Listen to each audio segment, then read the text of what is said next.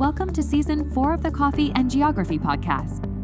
The aim of the show is to get to know, explore, and celebrate the diverse and intersectional range of people and their love for the world. Join your host, Kit Marie Rackley, and have fun exploring all the myriad of ways guests can connect their lives to geography. Today, let's listen to the human component of disasters, our common human identity, capturing essence of place and life in photos, and other things. Got your brew ready? Great! Enjoy the listen.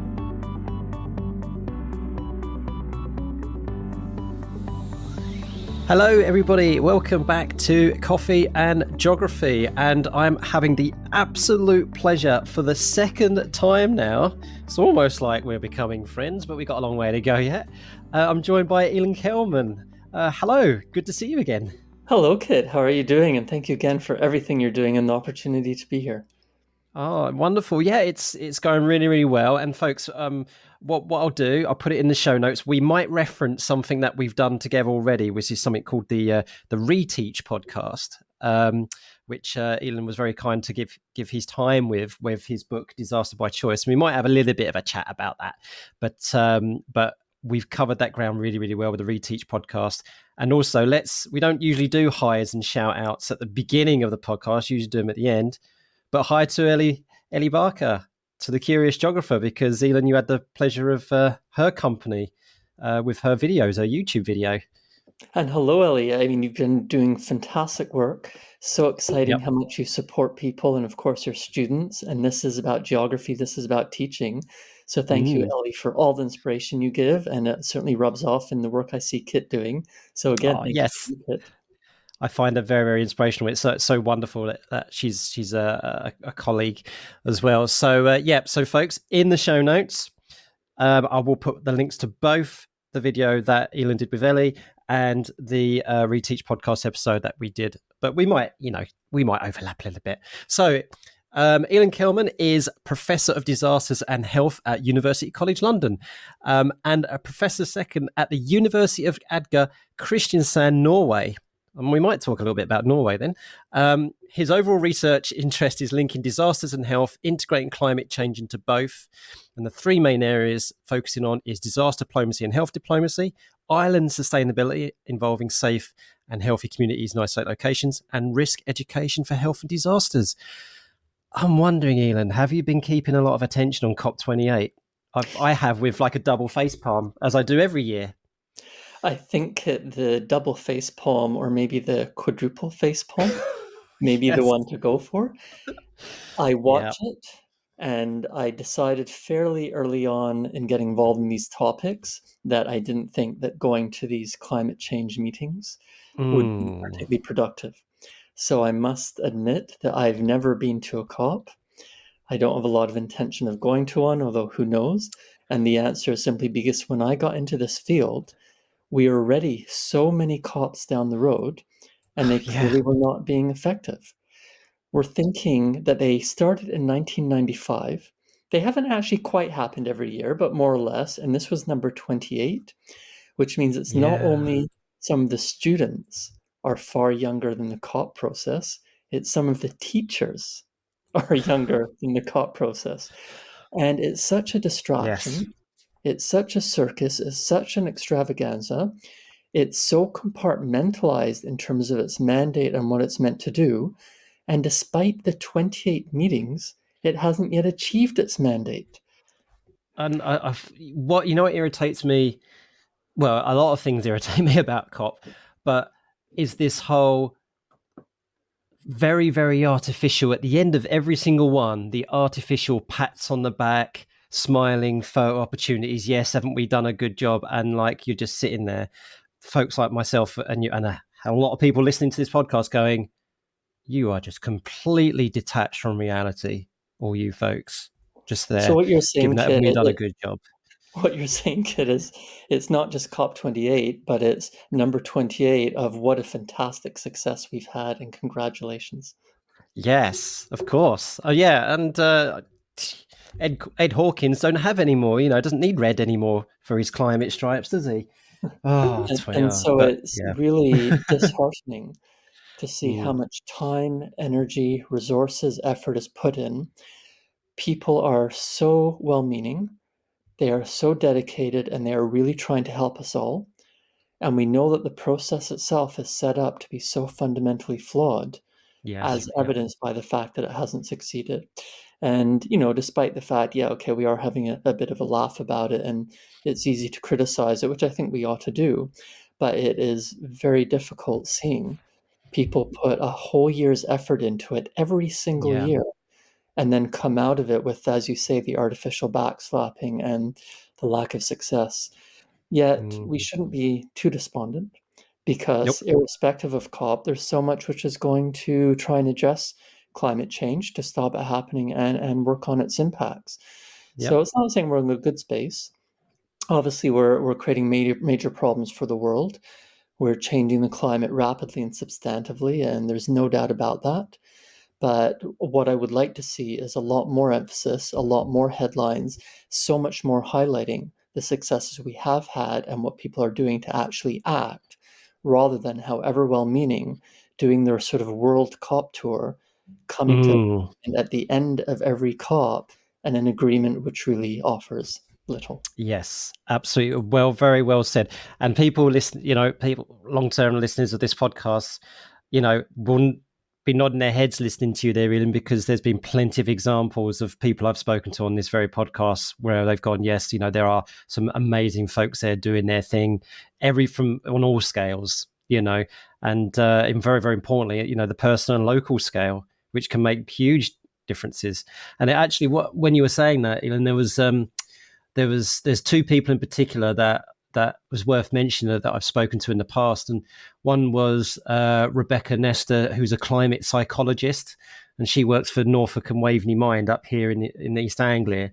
And the amount of work that her and her colleagues are doing, with regards to the mental health side of things, eco-anxiety, reconnecting with nature and things like that. It's beautiful work that she's doing, and that kind of thing doesn't get talked about at all. And, only briefly mentioned in things like the IPCC reports. And then you've got someone who's working on a bit of a wider scale, who I really admire, and that's I think he's now a professor.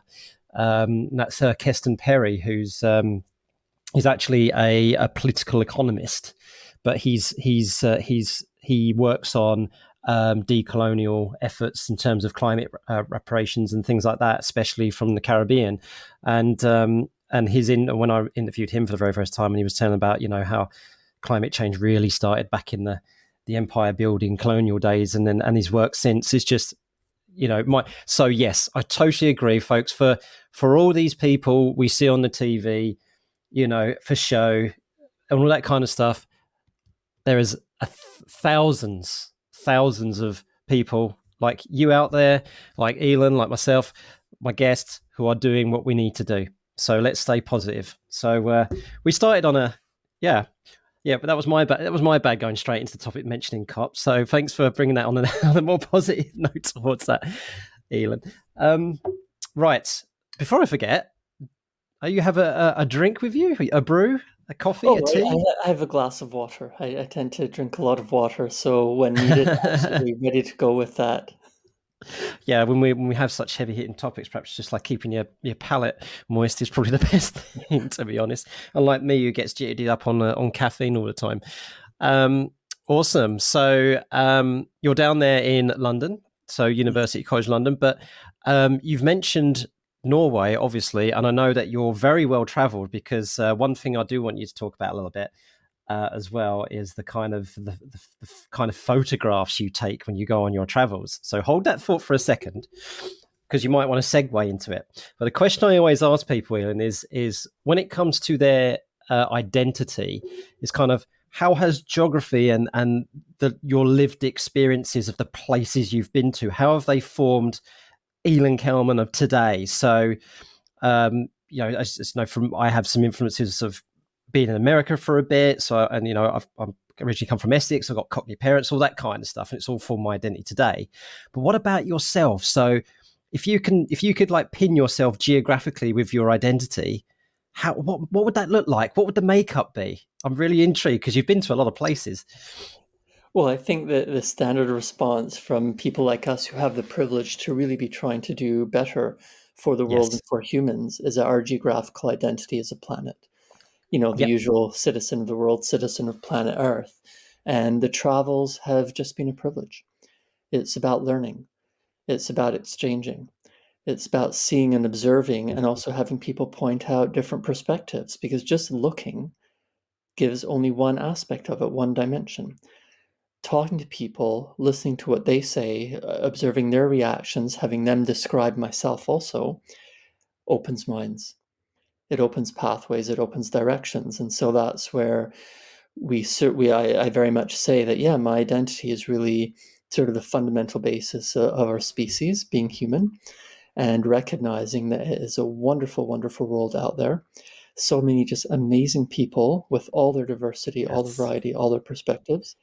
And that's where I've been really fortunate to be able to live in the different places and travel, pick up ideas, learn different perspectives, not only through seeing, but also through listening, such as working on different languages, understanding Mm. words which do and do not exist across languages, across cultures, and different interpretations. And it really shows how ironically human we all are, and obviously should be, because that's what we are. So it makes sort of wondering why there is so much hate in the world. Why Yeah. do people say Yeah. over this tiny bit of land, I'm going to threaten absolute destruction and demoralize others and even force others to leave or to die? Why do we then look at other species and think they're there for our exploitation? Mm. Why do we create the wider structures and systems, which mean that people have no choice but to attack humans or other species? But ultimately, it's then saying, well, okay, things are in a bad way. There's not necessarily a lot of good that can come out of certain situations, but then it's up to us to try to do better. So, how can we revel in the Absolutely. diversity and variety to improve? How can we recognize all the wonderful aspects that the environment gives us and that humans give us and that our interaction and intertwining give us? And what can we do to work together in order to improve ourselves in the world? And again, it really circles back to saying, well, what's my identity? Well, for good or bad, I'm a human being on Earth. And so, how can we work with other human beings and other species on Earth in order to ensure that we are not hurting each other, but instead creating a much better future, which we all want and we all deserve? Mm. And you would hope that that's a common identity for us all, really fundamentally. You know, some people find that easier to access that part of our shared identity than others. I'm of a firm belief that everybody has the ability to grasp that. It's And as you know, we could talk forever, a whole new podcast about the protect, the factors that allow that to happen, and the risk factors that prevent that from happening. But I really do strongly believe that fundamentally we all have that part in us, and that we should be able to bond over that. So that's a really that's a very unique and lovely way of putting that.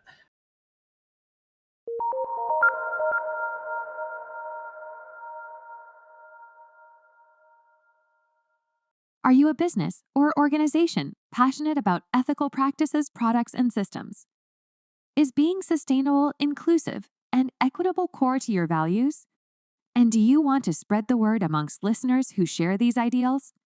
Then sponsor the Coffee and Geography podcast. There are pricing options to suit a range of needs, and you are supporting independent educational efforts that aligns with your aims. Visit bit.ly/coffee geog sponsor for more details.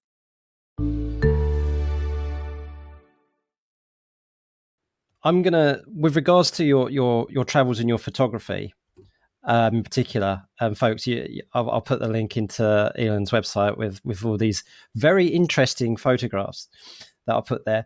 What I've done, Ilan, is I've taken your photography list, which is, well, you've got on your website is amazing. You've got all these locations, the times and the dates that you've been there, and you can click on all these kind of things, and you can look at it by country and stuff like that. But underneath your country list, you've got your photographs by other themes, right? So what I've done is that I've put your other themes into a random topic generator, and then you'll come up with something, and then you've got to talk about it. Now, this is a little game that we play on this podcast called Jog On, where you can choose 3 of the 5 things to talk about.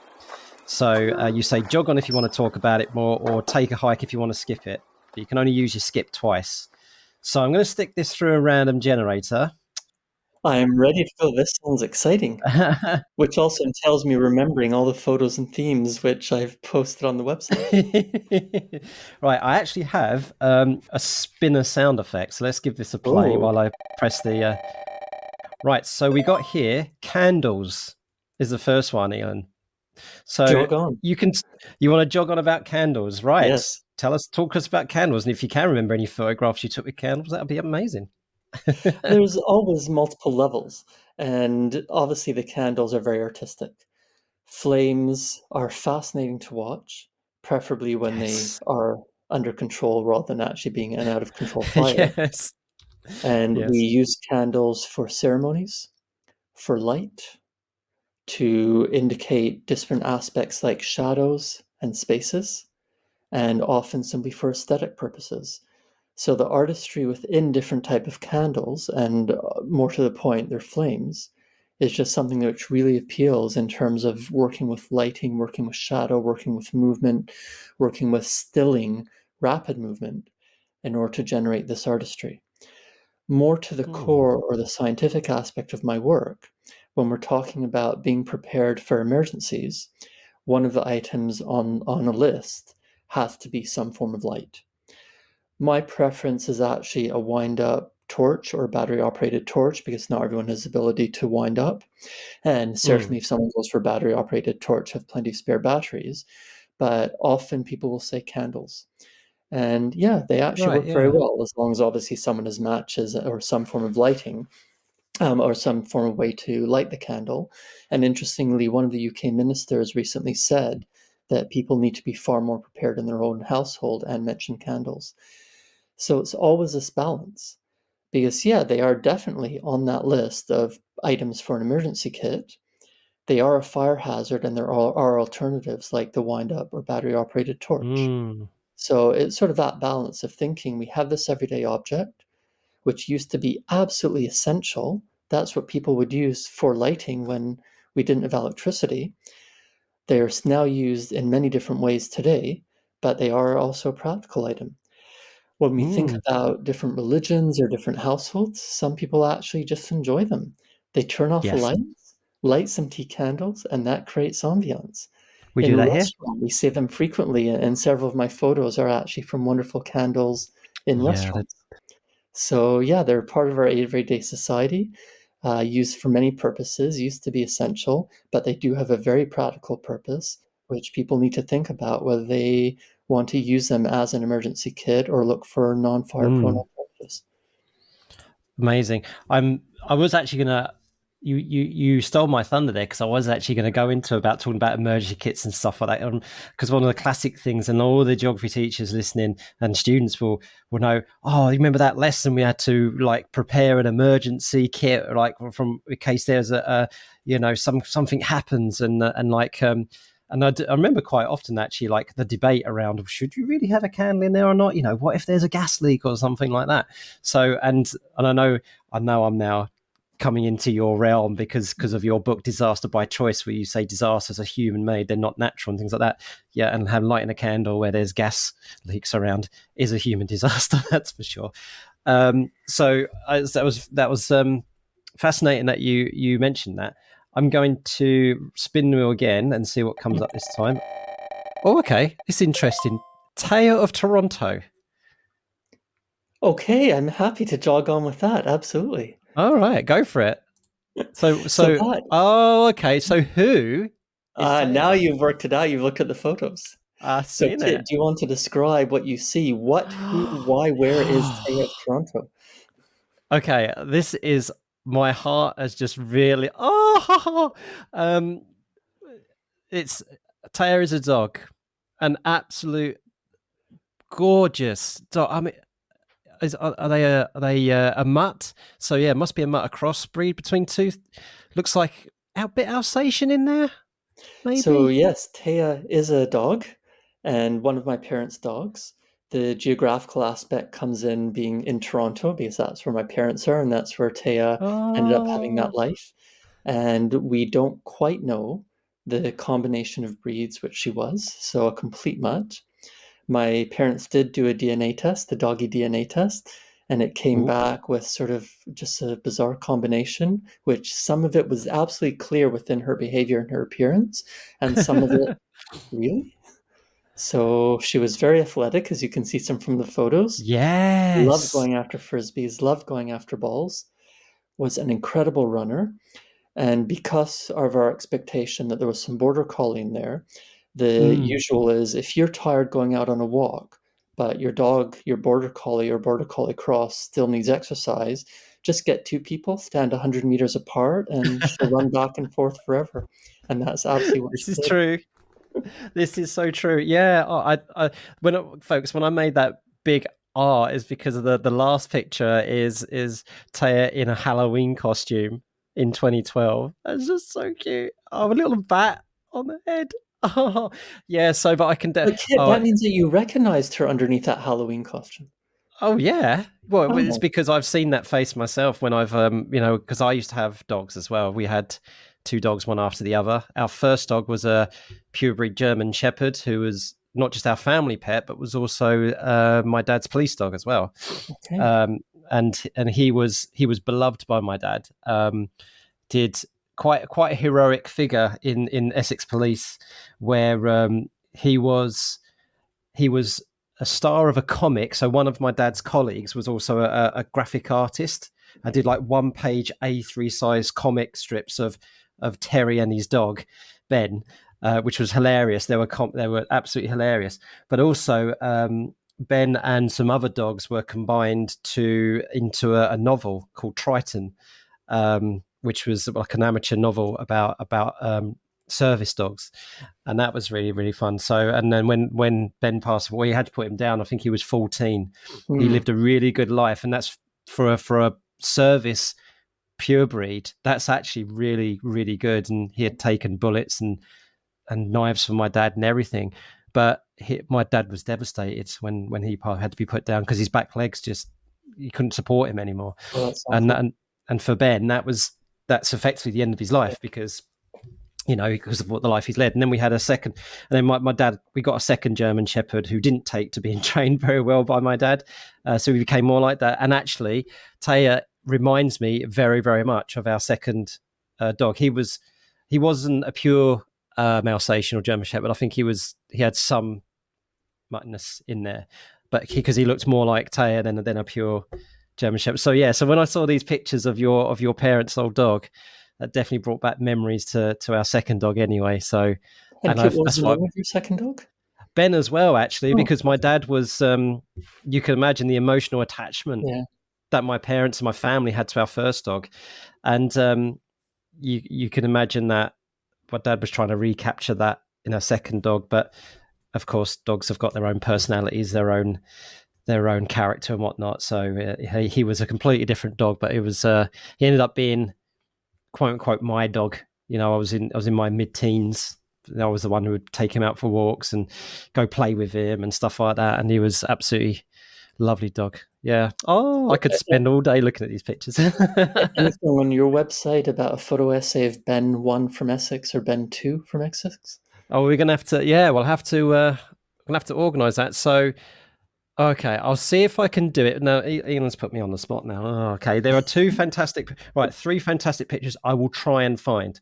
The first one is that they're all three of them of Ben the first, if you like, Ben Senior, where he's got a giant stick, which is think of those comedy scenes with animals or YouTube videos of animals where the stick is so big that they can't go anywhere, like through a fence gap or through a doorway, and Yes. they keep getting stuck.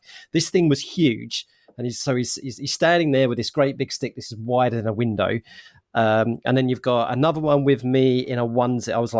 I was just about standing, so I must have been cruising or just learning to walk. And I was in a onesie, like a snow onesie, and there's me standing next to Ben. And then the other one was a picture of Ben guarding my pram outside of a sweet shop, outside the newsagents. Because back in those days, in the 80s, leave little Kit in the pram outside while I go in the shop. Ben, stay. And every time some stranger would come up to the pram, my parents said, Ben used to go, and then the person was like, well, okay, all right, I'll stay away from that pram. and then my mum or dad came out of the shop, and Ben had not moved a muscle next to that pram.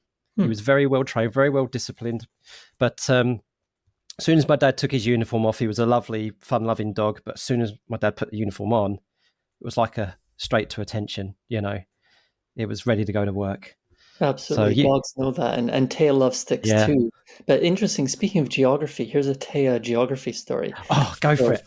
In her later years, when she was just enjoying sort of the sunset of her life by sleeping and eating, which dogs do very well, she decided that she wasn't that enthralled by walks. Whereas in her earlier years, she would absolutely love them and go running and bounding.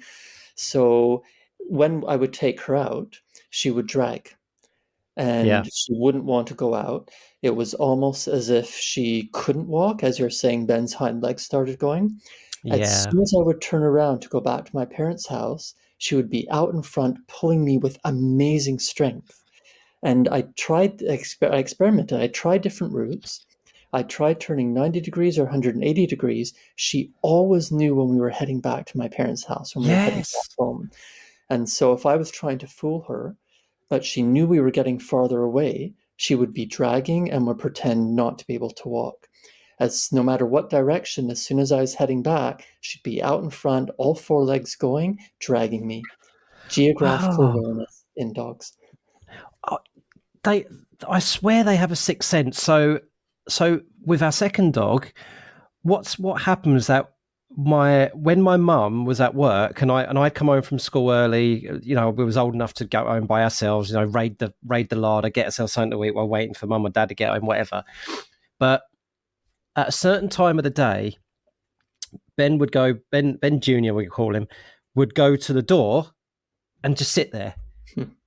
And then 15 minutes later, my mum, who only worked 15 minutes walk away, my mum would walk through the door. And as she said, the same happened when I used to leave school. It's almost like Ben knew that I was coming home from school or my mum was coming home from work. So he would go and sit by the front door, with his bum on the floor, hind legs on the floor, front legs up, wagging his tail, and he would just sit there, and you could hear as you're coming down the road, him starting to bark. My goodness. Yeah. And it's like, how does he know? So, and I'd never figure. I mean, perhaps we could find some research on this somewhere, but was it because he had a really good sense of time? Maybe kind of, this is about the time when Kit's going to get home, or about the time when Mary's going to get home, or was it more? What happened when the clocks changed? The same thing happened. Well, so what's your second theory then? It can't be time because the clock's maybe there was a bit of a lag, but as far as we could tell, he'd do it all the time. Okay. He'd do it all the time. So they seem to have this sixth sense somehow, but we don't know the workings of our own mind, let alone the workings of animal minds, do we? So, that was lovely. Well, the only thing now, Ilan, is that we've got 3 topics left, and we've only got one we can choose now. So you're gonna have to be selective. Right, spinning the wheel again, and then what are we going to come up this time? Oh, that was lovely talking about Taya. Right, parliaments. You want to jog on or take a hike? Jog on parliaments. Are you happy to jog on? Go for it. Parliaments. We want government. And quite right. And government is part of geography when we're talking about history, when we're talking about places, when we're talking about centers and peripheries. The question is, what does Parliament do for us? What do we do for Parliament? And that completely varies. So even thinking back to candles, unfortunately, too much or so much is ceremonial and completely pointless. When we think about the UK, so many new MPs come in and say, we seriously do that? Why? And the answer is, well, it's tradition. It's worked for 300 years. Why change now? we seem to forget that the Parliament encapsulates all these aspects, but surely Parliament should never lose its function in order to preserve form, which is a big challenge. And of course, many parliaments in the world are just there for show. They really don't have any powers whatsoever. So from a geographical perspective, looking at the buildings, there's the architectural aspects, there's the placement, there's the colors and the spaces in which they sit. But more to the point, from geography is what they do for us, what we do for them, and the huge variety, even to the extent that in some countries, a head of state is the same as a head of government. In other countries like the UK, they're different. In some countries, the executive branch has to be chosen from elected parliamentarians. In some countries, it can be any appropriate citizen. So when we talk about these different branches of government, typically executive, legislative, and judicial, the intertwining and the separation, how they function, what they provide to us, is all a part of our society. And particularly, again, if we sort of even go back to COP28 or my specialty regarding disasters, it is life or death situations which are made in those buildings. Some of them are fairly mundane, some of them are spectacular. And even though we try and govern ourselves in these ways according to what we call countries or sovereign states, which then has this place called Parliament, the differences are just remarkable and really demonstrates how history, time, how place, space, and people, the three elements of geography, come together in terms of how we govern ourselves and how we don't have options to govern ourselves.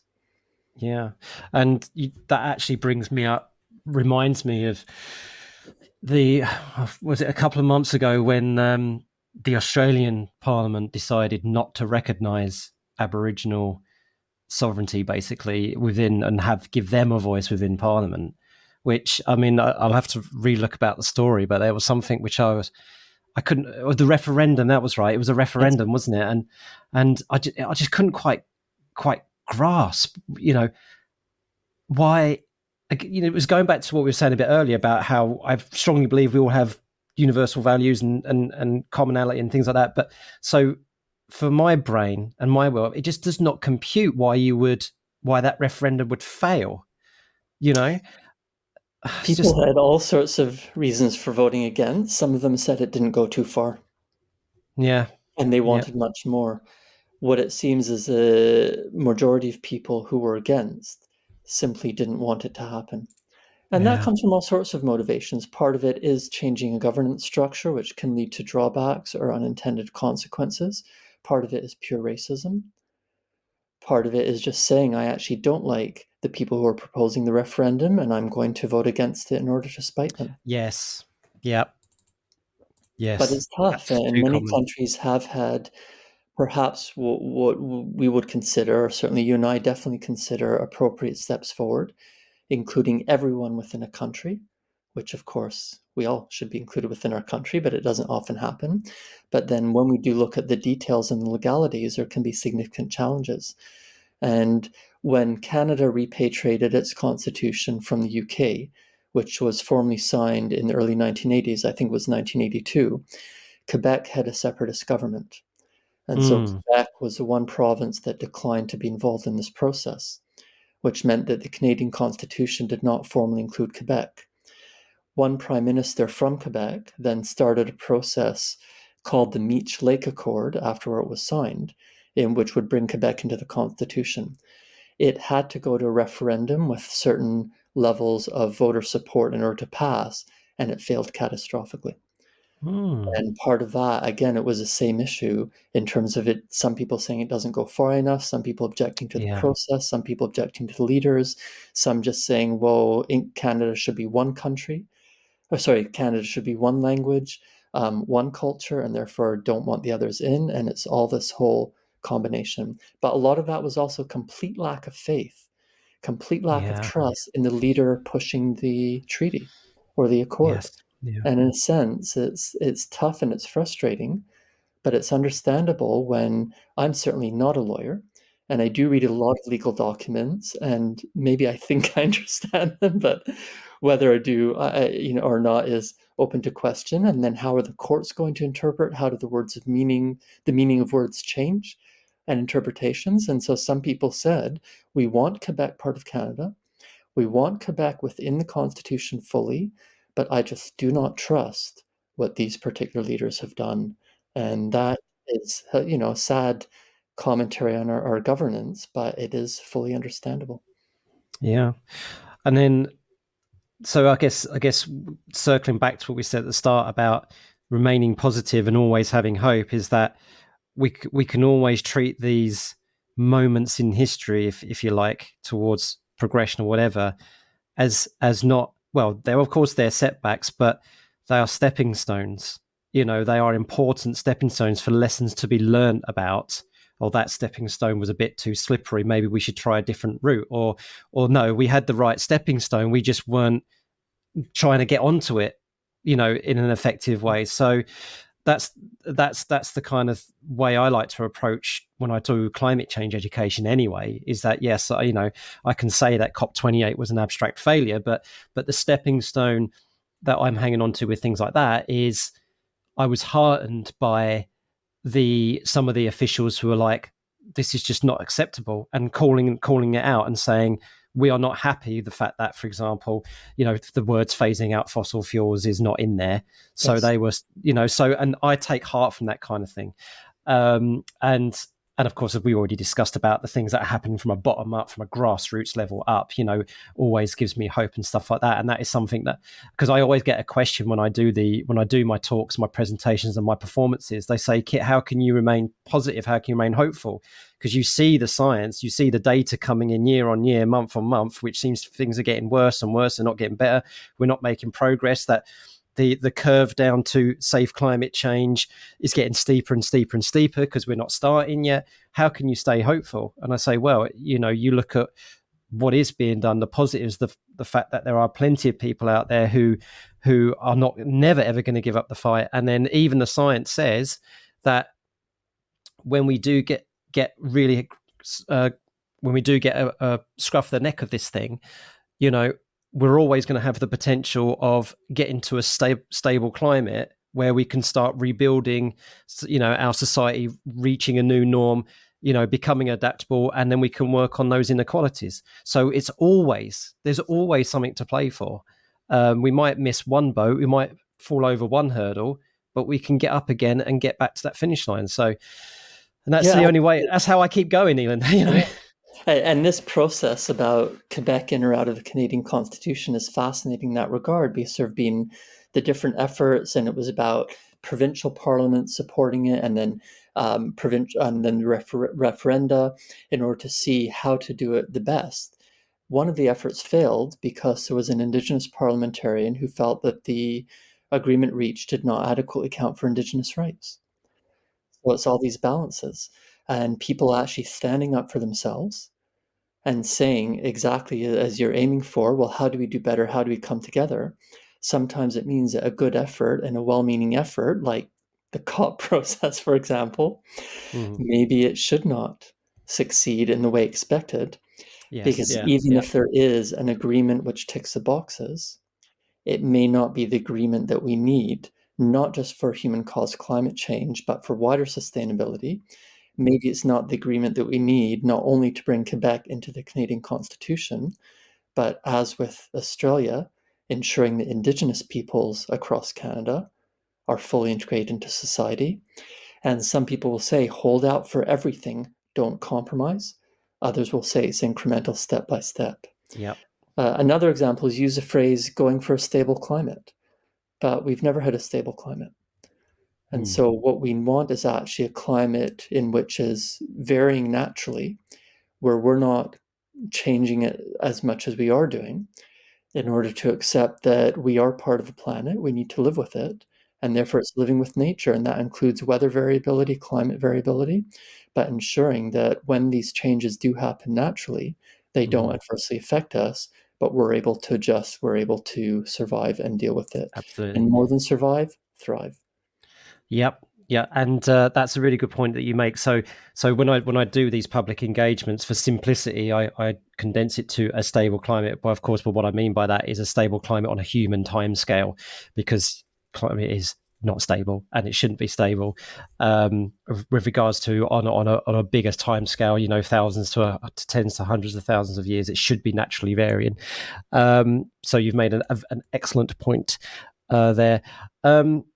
Right, we went off on an amazing, fantastic, interesting tangent there. I'm going to spin the wheel twice more, just to say, here's what you could have talked about, kind of thing. Yeah. So I'll forego the sound this time. So that it would have been dice, and the other one would have been, waiting for it to do, insects. Oh, so yeah. So there you go. They're the two you've by default taken a hike on. But people can have a look at their website and have a look at those pictures, not just of dice and of insects, but lots of stuff on there. Do take it out. And I just love your insights on those things. And folks, do check out Ilan's website on that respect. Okay. 40 minutes in already. Wow. Time does fly when you're having a lot of intellectual fun.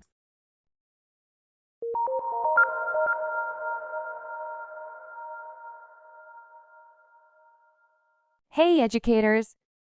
If you teach any geography, environmental or human or physical science-based topics, then check out Kit Marie Rackley's website at geogramblings.com. There you will find musings, blogs, resources, analyses, and more. Perhaps you want to brush up, learn, or dig deeper into a geographical issue, or you're looking for a resource you can use in the classroom, or maybe looking for someone with an award-winning, diverse expertise and skill set to collaborate with you on a project. Kit Marie offers free 30-minute friendly consultations if you're looking to brainstorm ideas. Jog on to geogramblings.com to explore and find out more.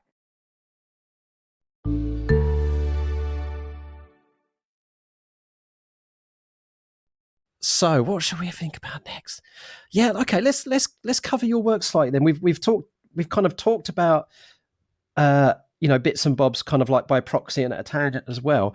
But and of course, I'll say again, folks, if you want to listen to Ilan give some really fantastic, amazing points to think about, do listen to the Reteach podcast episode and to Ellie Curious Geographer's chat with Ilan. But yeah, I mean, what I really find fascinating with your work, is this whole thing that about disasters have this massive human element to them, and we're habituated, especially us geography teachers. And I made the slip up in the Reteach podcast, actually, didn't I? Even though I'm aware of all this myself and I've read your book and everything, but even I once, didn't I, made that Freudian slip of saying natural disaster, if you remember, because we're so used to that term. And even though, despite all of my knowledge, I still slipped onto that. So yeah, so your work at the moment of what you're doing about trying to say, this is, the world works in this natural ways. We have these natural processes, but it's humans, it's our interaction with these natural processes, which really is the things we've really got to be studying, and we've really got to understand, and we've really got to grasp. So so tell us a little bit about your work in that respect. This is part of the positive aspect. Not only can we stop disasters happening, but of course we should. We actually have all the knowledge, resources, abilities that we need. It's just people who have the political power, who have the opportunities, who have the resources, are making other decisions. So what can we do together? Well, it's about when we're in places like the UK, where we can hold our leaders to account to some extent, it's telling them what we can and should be doing. To recognize that a lot of houses in the UK are still being built in floodplains, that a lot of coastal communities are not ready for tsunamis, to finally take pandemic lessons from this absolutely awful inquiry that's going on in COVID-19 at the moment and apply them. Because the previous coronavirus pandemic from 2002 to 2004, which was SARS, there was a draft House of Lords report saying what we need to do in order to deal with the pandemic. And as far as I can tell, it remained draft because SARS disappeared, so why worry? Yep. And just a few years before COVID-19 emerged, the NHS held a huge 3-day exercise with almost 1,000 staff Yeah, I about remember how to that. deal with a flu pandemic. Yeah. And the result was, you know what? The UK isn't ready to deal with the pandemic, so let's not worry and let's not do anything. I mean, it's absolute madness. We had all the knowledge we needed. Even if we go out to other countries, people will talk about, well, low resource countries or poor countries or low income countries. I've yet to see a poor country. I don't see Mm. any low resource or low income countries. All of them have, well, first of all, human beings, and they're amazing, amazing human beings. But Yep. also, there's always money, there's always resources, there's always richness. It's just that some countries are better at corruption and pilfering off the richness than other countries. And so some countries are better at hurting their own people than other countries. So, yes, I mean, it's always this balance of, yeah, there is corruption, there is awfulness, there is hate, there is that desire to hurt others. There is looking at certain groups and saying, well, they don't deserve to live, or who cares what happens to them. But the other side is the disasters which we have avoided. And I do have one project which is partly supported by the US Space Agency, NASA, and two colleagues, Gareth Byatt and Anna Predos. We've actually created a website, disastersavoided.com, to list examples Oh, action was taken so disasters did not happen, and trying to collate it into a 6-point understanding of what are common patterns and what do we need in order to make it more general and say this is how we avoid disasters. And the examples come I from the love that. so-called poor countries and the so-called rich countries. So even Bangladesh, which has had horrific, horrific cyclone catastrophes, killing over 100,000 people on multiple occasions. In the past 5 years, a handful of similar cyclones have ripped through the country, and the death toll has been dozens. Now, Yeah. dozens isn't good. The disruption isn't good, but it's a lot better than 143,000 in 1991 and over 300,000 dead in 1970. So it shows that irrespective of calling them poor or developing or low resource countries, they actually can avoid disasters. This doesn't stop Dhaka being horribly vulnerable to earthquakes. And Mm. when that earthquake does hit Bangladesh, it could be the first million death earthquake recorded in human history. But what it shows is, again, that's disaster by choice. Because if Bangladesh can deal with cyclones, Bangladesh can deal with earthquakes. They've made the choice to deal with cyclones, they've made the choice to not deal with earthquakes. And conversely, of course, we take our supposedly rich, powerful, world power country, which kit would be which one?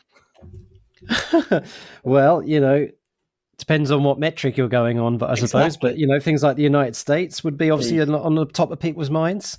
absolutely, the United States of America. And yet it had Hurricane Katrina in 2005. Yes. It hurt a nation, and understandably, it devastated a city, and it was all preventable.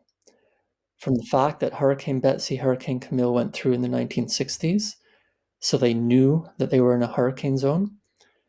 And of course, when you're in Hurricane Alley and it's hurricane season, you should expect a hurricane. To the people that the mayor of New Orleans at the time ended up in prison on felonies, and the Mm. person in charge of the US Emergency Management Agency at the time basically had no prior experience of dealing with disasters, yet he was appointed to keep a country safe. So when, again, as you say, well, we tend to think of the US as being powerful and rich and the world power, it is absolutely still susceptible to these forms of catastrophe. And again, despite its richness and resources, it deliberately creates racial inequity. It deliberately creates marginalization and oppression. It deliberately has money which is being collated with a small number of people who basically collect it and deprive others. So any country can avoid catastrophe if they want to, and any country can create catastrophe if they want to. We need to stop this artificial division according to alleged income or apparent resources. Yeah, and this folks, this is something we can go on another 40, 50 minutes. But this is just a small insight into what Ilan's work is, and a lot of people's work in. So I can't recommend your book enough, Ilan. And thank you. Well, I don't know whether I should be thanking you for letting me know about this website, because now I'm going to be spending a fair bit of the afternoon having a look for it. But it's definitely worth looking at. And all I will say, and I'm not going to give it too much away because I want people to go and have a look themselves. But nice one on the choice of map. That's all I'll say. Thank you. Nice one on the choice of map. Yeah, that's disastersavoided.com. And again, this is geography, because the US, which has a lot of recent experience on West Coast earthquakes, we hope that things are reasonable to some degree there, partly because a lot of vulnerable infrastructure would have collapsed in previous earthquakes, partly because they're aware of the hazard. The East Coast is trying, but they're certainly simply not at that level. And so even within the US, we would actually potentially expect more casualties in an East Coast major earthquake than in a West Coast one. A lot will depend on the time of day, a lot will depend on where people are, a lot will depend on how well building codes have been enforced. But again, any country, rich or poor, or allegedly rich or poor, can do anything they want regarding hazards, or simply not worry about them. Absolutely. Brilliant. All right. Unfortunately, we are coming towards the end of our wonderful, wonderful chat. You are certainly, as most of my guests in, and there's certainly someone I can speak to for all day if we had the chance. We're going to finish off with the tradition of We Are All Geographers, which is where we link all of our guests together. Where we do like a bit of a word chain, really. So for those of you of the older generation, think Bob Monkhouse, if you like. And the comedian. So what this is that Ilan's going to be given a word by our previous guest, which Ilan can talk about for 30 seconds maximum, and then Ilan will come up with a word for our next guest to talk about for 30 seconds. So last week's episode, folks, you remember listening to the wonderful James Riding, and or James Riding a Bike, because I needed to know how to pronounce his last name, and he did the first clever thing where he actually came up with your word, Ilan, during his 30 seconds for his word. He was given the word butterfly, and then right at the buzzer he said DNA. So DNA is what he would like you to speak to for 30 seconds. So I've got my timer ready, my 30-second timer. So are you ready to talk about DNA in any way, shape or form you so wish? I'm ready to talk about DNA. Okay. All right, then. Ilan Kelman on DNA, folks, for 30 seconds. Here we go. So I'm going to take DNA to be designated national authority, which is within the climate change COP process. And so in theory, countries are meant to designate an authority in order to deal with these wider climate change processes. And it's particularly with respect to the United Nations Framework Convention on Climate Change, the UNFCCC, which is now just called UN Climate Change. So it really is about looking at emissions. And was that the buzzer? That was a buzzer. Oh, okay. I barely got started. Do we have 30 minutes before the buzzer? I know. This is just how wonderful this chat has been. Everything could be 10 times longer. Oh, but I love the switcheroo you did there. But because we've left it on a bit of a cliffhanger, this is going to cause people to go and look at what that DNA is now. So delighted if they do that. This is all about finding information for oneself. This is amazing. So last week we had a first where the word came within the 30 seconds, and this week we've had a first where we've deliberately cut it short, and people have got to find out for themselves. I love it. Yes. But you get the pleasure and the joy now of coming up with something for our next guest. Well, the challenge is to link it to geography. And so I was thinking of something, perhaps a body part like duodenum or jejunum, but then I realized that's easy. That's a geography of the body. So instead, I'm going to go with an action of the body. And the word is rictus, R-I-C-T-U-S, which is about R-I-C-T-U-S. R-I-C-T-U-S, rictus, which is sort of about gaping or opening of one's mouth. Oh, which I've been doing quite a lot this chat. I've been doing a lot of rictus. Yeah. Okay, all right. So place your bets, folks. Is my next guest going to say, what is that? I bet they are. Well, that could take 30 seconds. Absolutely. Yeah, the rictus itself might be the 30 seconds, right? Yes. Oh, brilliant. Okay, so Ilan, to finish off then, couple of things. Any shout outs you would like to give to anybody, and for people to connect with you, because I know you're on social media, how can people? Well, absolutely repeat again, Telly Barker, and of course yourself, Kid. But a lot of it is the geography teachers. I mean, I've been so Yeah. privileged that actually a lot have invited me around England to give talks and try and encourage and support their students. And it's not easy. With resource constraints, with worsening ratios of teachers to students, and also with the aspect that some of the students, of course, had a lot of lockdown education and are often glued to TikTok with that attention span issue. It is not easy. So in a sense, it's a shout out to all geography teachers, all teachers for what you are doing in order to support our society. A shout out to all students for what they have gone through in society, nothing of their own making, and a shout out also to carers and parents for balancing these challenges. Education is about our society, it's about the next generations, and it's not been easy because of the people with power creating the disasters which we ought to have stopped. So really, thank you to all of you. Yeah. And where can folks find you? Because they definitely should be following you, because you've got some really interesting takes, I think, on social media and whatnot. Well, very kind. So I'm still on X for the moment. I'm also on Mastodon and Instagram and Threads, and that's just my name at Ilan Kelman. I'm also on Facebook, so you're welcome to search for my name and connect there, although I'm actually approaching the maximum number of friends, so I don't know if I'm still permitted. But LinkedIn is another one. And for researchers, academia.edu and ResearchGate. But ultimately, old technology, drop me an email. Yeah. And if it doesn't disappear, as emails occasionally do, not too frequently, then always happy to be in touch to learn. Yeah. But whatever works, whether it's direct messaging through social media, whether it's email, or you can find my work phone number online, feel free to pick up the phone. And if I'm around, I will definitely answer it, because this is about exchange. This is about learning. Yeah. Oh, and one thing I've come to realize about yourself is that you're very, very generous with your time and connecting with other people. And we can I say, on behalf of the education community and geography teacher community, thank you on their behalf as well for being so kind and generous and just such a really interesting person as well. And it's just been an absolute privilege getting to know you. It really has.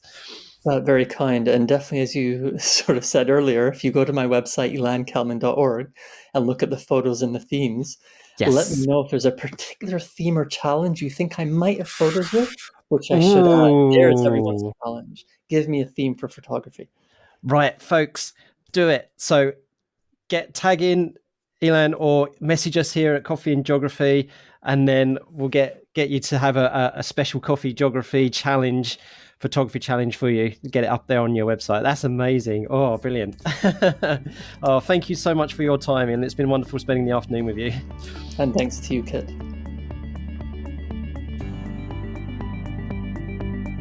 Thank you so much for listening. We hope you had fun. If you haven't already done so, please subscribe to the podcast and give us a rave review.